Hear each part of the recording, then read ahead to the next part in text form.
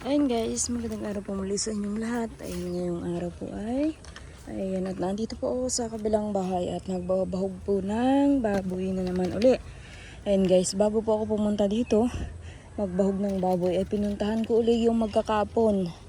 Ay hindi ko na po nadatnan. Ang nadatnan ko po ay yung magulang ng magkakapon. Sabi po ay sasabihin uli.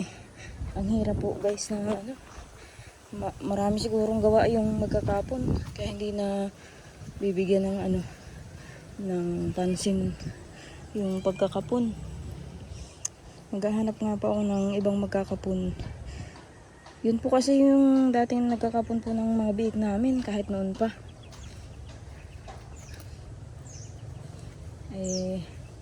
Ewan ko po kung saan ang makakuha ng magkakapon na iba. Makapon lang yung yung mga biik. Ayan guys, at ayun nga po, wala nga pong bahog yung baboy doon. Ayan, magdadala po ako ng bahog ng baboy. At hapon na naman po guys, kailangan na naman ng bahog.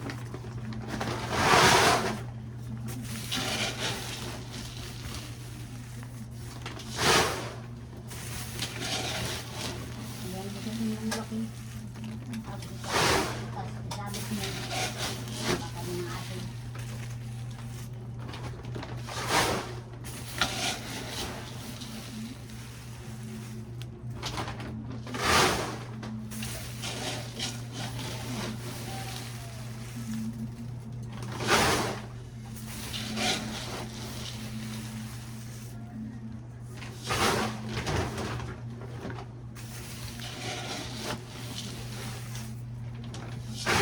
Ayan, mabigat na yan. Ha? Abutin ng isang buwan. Ang galing ng isang buwan na yan. Ano lang yan? Kung saan ang ipanabil ang ipa, miski 5 kilo. Pwede na yung mag-ipa. Lalagyan ng ipa, kahit kaunti. Mahabi pa gani ano. Di asawang sumbong. Pwede na lagyan daw ng ipa. Pwede na lang yung ipa. Konti. Halawapan. Halawap ng ipa. Saan? Sabi ng asawang sumbong. Ano na. Wala pang ipa ay. Hindi ka lang yung kilo. Pag nagano, marami na. Magkano din ang ipa? Kaya parang ganyan. Ayun guys, at nandito na naman po ako sa babuyan dahil hapon na. Ayan, at magtatabo po ako ng pang-inom ng baboy at siyempre pantanggal ng mga dumi. Sila Dagay po yung nag-uwi na. Nandun pala nanay. Hindi ko po alam kung nagdaan dito, kung nagbahog ng mga manok.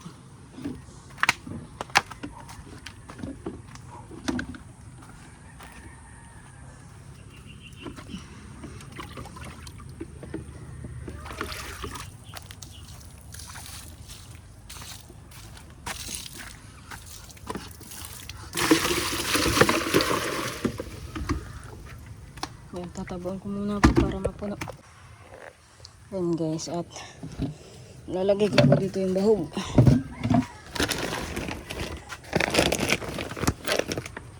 Dito. Ayan guys, at tapos na pong magbahog ng baboy. Ayan, at mauwi na ako. Ay, napasa.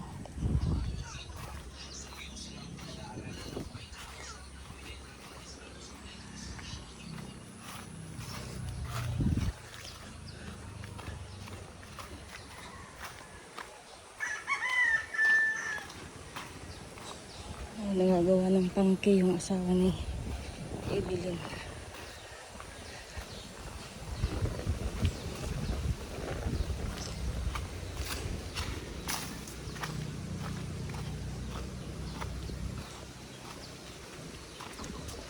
Wala na naman pang ulam.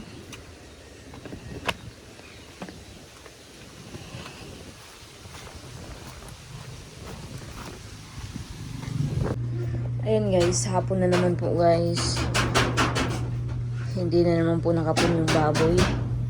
Ayan, at Pinuntahan ko po kanina, wala na naman po yung magkakapon.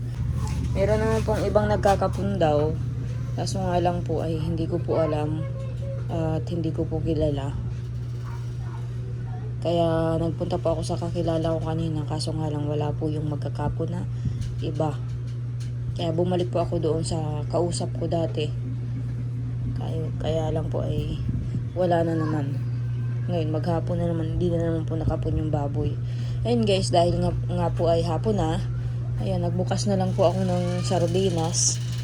Ito po ay galing sa package at gigisahin ko na lang po sa itlog. Ayan, sibuyas, bawang at yun na lang po ang ulam po namin. At wala po kami pambiling ulam. Ayan, kaya yan na lang po muna ang aming lulutuin na ulam, sardinas. Baka nga po bukas ay makapanguha ako ng gulay. Hindi ko po alam kung ano pong gulay ang makukuha ko. Kaya lang po ay kakaunti na po yung gasolina naman ng motor. At yung motor ko nga po ay ginamit ni Larry. Ay yung ginagamit ko po ngayon ay yung motor ni Larry, ay kakaunti po yung gasolina. Kaya yun. Ay, ang kuhaan pa naman po dito ng gasolina. Ay, ng gulayin ay malalayo. Ayan guys, at maluto na muna po ako ng aming panghapunan na ulam. Ayun guys, ngayong gabi po ayan, kumakain na po yung mga bata. Ang ulam po namin ay sardinas at syempre si Jason dumating. At yan, tapos na daw po sila gatong ng uling. Kaya lang wala pong buyer sila papa ng uling. Meron man pong buyer, 4 na sako lang. Kumbaga po nautang. Nautang na yata yun, yung 4 na sako. $100 ang utang. Ay, yung iba pong uling na masusubra, wala pong madadalhan. Kumbaga po ay walang madadalhan na bibili. Kaya awan ko kung saan makahanap sila nanay bukas. Madadalhan na. Mga 12 sako. Maghahanap yun si nanay bukas kung saan makakadala ng uling. Guys, ulam po namin sardinas. Ito. Ayan.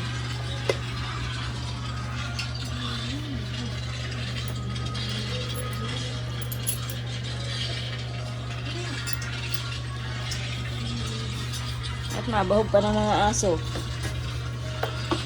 Para sabay-sabay maghugas. Ayun guys, ngayon po ay tanghali na. Ayan, at nandito po si Ate Jen. Siyempre, sila nanay po ay nandito. At nakapaghatong na nga po sila papa ng ulinin, kaya nakapunta ulit dito si Ate Jen. At syempre yan, nagluluto kami ni Ate Jen ng nilagang baboy. Ayan, ngayon na lang po ulit kami nakapagsigang ng baboy. Kagabi ang ulam po namin sardinas. Ngayon magnilaga naman po kami ng baboy.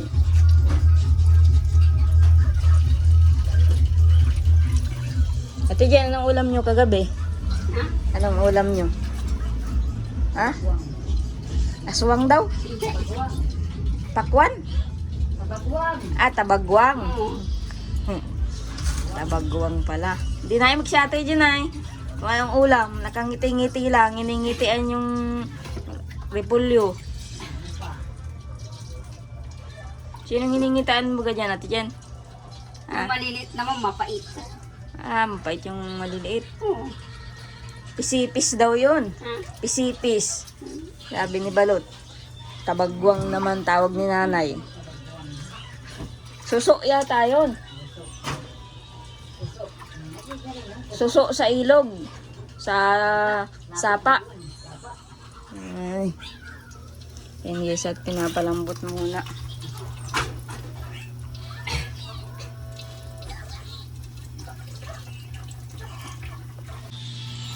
Ayan guys, at si Dagay. Dagay, naligo ka?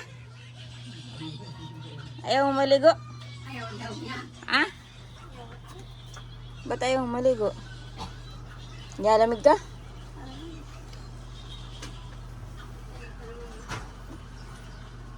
Ayaw ni Dagay maligo. Nilalamig daw. Alas na. Alin?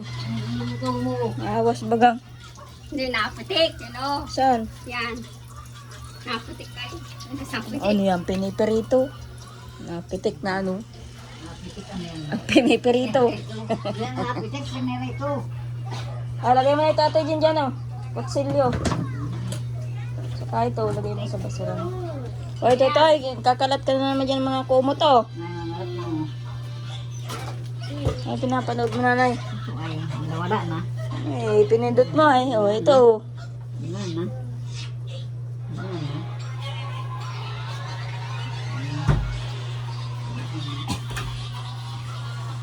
Akitin yung Ayan, guys.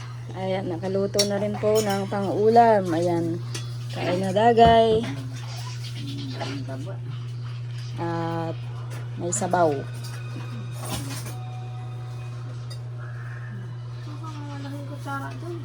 Tiara. Ayan, guys, at kakain na po kami. Wala pa si Rona. Pero dadating na rin po yun maya-maya lang. Okay, kain ka na at may pasok mamaya. Napasok na sa loob. Napasok na sa loob. Ano yung nanay? Yan ang may pasa mo. Traho to. Ayan, guys, si Jason ay naandito. Tanghali na naman. Ha? Pagdala ka ng bahog ng aso. Ayan, guys, hahatid ko po yung mga bata sa school na. At tanghali na. Nasaan na yung bag mo? Ano to? Bayaran? Bayaran. 45. Baka po ito sa atag. Kuha yung bag. Tayo na. Ayan, guys. At hinatid ko na po si Rowan sa school. Nandito po ako sa bahay ni Kuya Allen. Kasi tatanungin ko po yung kakilala niyang technician. Kaso mukhang walang tao. Pero bukas naman po yung bahay ni Kuya Allen. Baka may pinuntahan lang. Kaya antay-antayin ko rin po. Ang tabayanan ko. Ayan, guys. At yung pong kinausap kong magkakapon ay wala pa rin po. At sabi po ni Jason ay wala pa daw pong napunta doon na magkakapon. At si Jason nga po yung nagbahog ng baboy ngayong tanghali. Tsaka kaninang umaga. Ay tanghali na po nag-uwi si Jason sa bahay. Kaya tinanong ko kung nagpunta na yung magkakapon doon. Ay hindi pa daw. Wala daw pong napunta. Pinuntahan ko nga po uli ngayon. Pagkahatid ko sa mga bata, dinaanan ko ay wala naman po yung magkakapon. Ngayon, tatanungin ko po si Kuya Alim naman kasi ito naman po ay technician ng BIMIG. At yung pong kausap ko ay ano po yun? Technician. Technician naman po yun ng ProPork. Ay mukhang wala yata po si Kuya Alim dito. Kuya Alim? Tao po.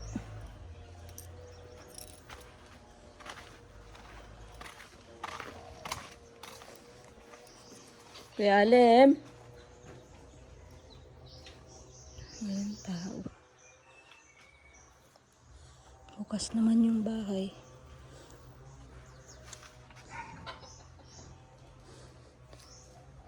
Si Kuya Alim po kasi yung dating nagbili po ng baboy namin nakaraan.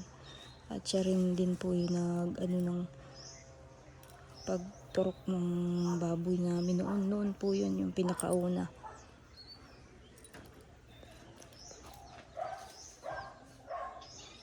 Walang tao.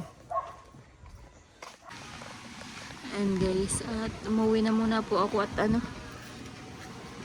pinuntahan ko naman po yung isang magkakapon dito sa may tindahan po namin ay wala, nasa Daet po. Kahapon pa po yung nasa Daet. Tapos pumunta nga po ako kay Kuya Alim, wala naman tao pero bukas ang bahay. May isa din pong technician yung kakilala na pwedeng magkapon. At yung kausap ko po dati ay wala po. Ayaw yata pong magkapon.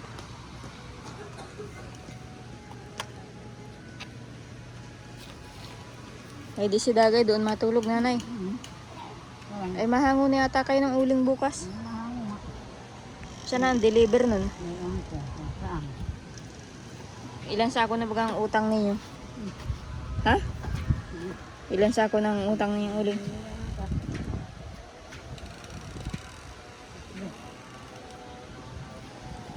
Ayan guys, oh, nakulimlim ang panahon. Natagiti. Naambon. May uwak to. Maroon, oh. Tabing dagat.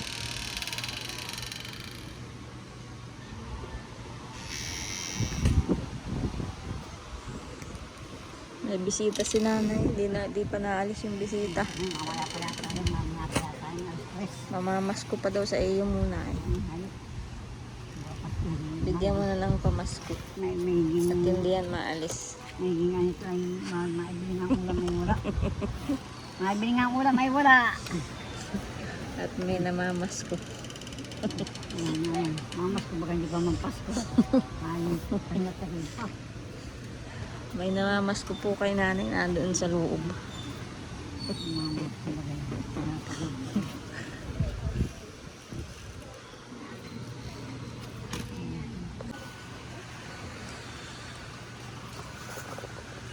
Ayan guys, maulan. Umulan na naman. Ayan oh. Ayan, kalmado siguro ang dagat. At meron naman pong naglalaot. Pero yung nakaraang araw, wala pong naglalaot. Wala nga pong nailalako si ibili na isda. Kahapon, walang nailako. Siguro ngayon ay may naglalaot naman.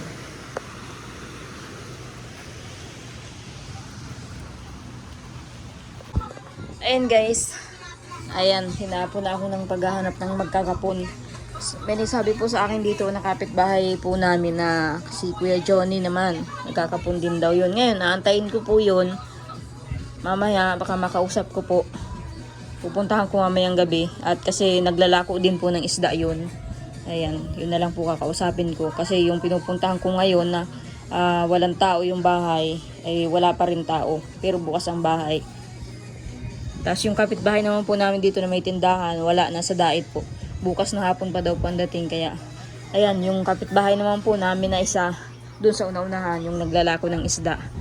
Yun po, tatanungin ko kung makakapagkapon bukas. Kasi nagkakapon daw po yun ng mga biik.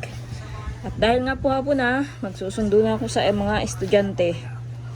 Kay Tutoy. Si nanay, ate Jen.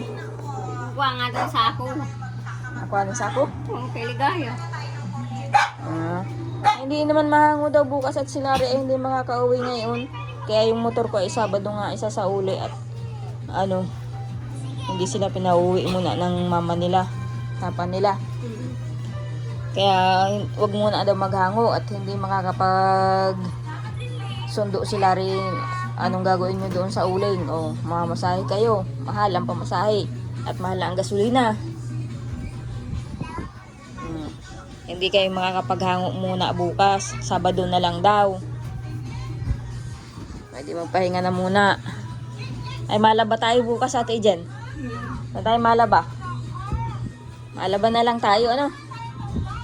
Tama, malaba tayo bukas, Biyernes. Sabado kasi may pasok ako. O ano dagay merienda mo? Wala daw. Wala. Eh, masundo na muna ako kay Totoy at baka yun ay manakbo. Ulan pati.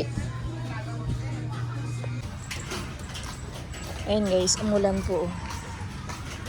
Sana bukas ay huwag maulan kasi hindi po makakapagkapo ng baboy kapag maulan. At mamayang gabi ko po pupuntahan yung medyo malapit-lapit na kapitbahay namin na naglalakaw ng isda.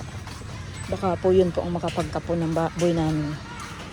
Sana nga makapo na bukas at sana hindi umulan. Guys, at nasundo lang po ako sa mga bata. Ayan guys, at nasundo ko na rin si Tutoy. Si Ron na lang po ang wala at yung po ay pahulihin. Huli-huli po yung maglitera. Magbihis na. Magbihis na. Doon sa loob.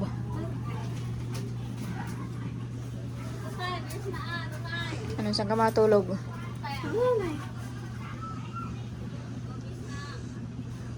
Nagkain kang kanin? Eh ano, masarap. Ito yung tira pa ng ulam kagabi. Ginisang sardinas. Lapit na panis. Eh ba't yung sinabawan na ayaw mo? Yung kunuha kong may. Ay, naumay. Bihira lang nga tayong mag-ulam ng ganyan. Naumay ka pa. Kakaumay yung taba.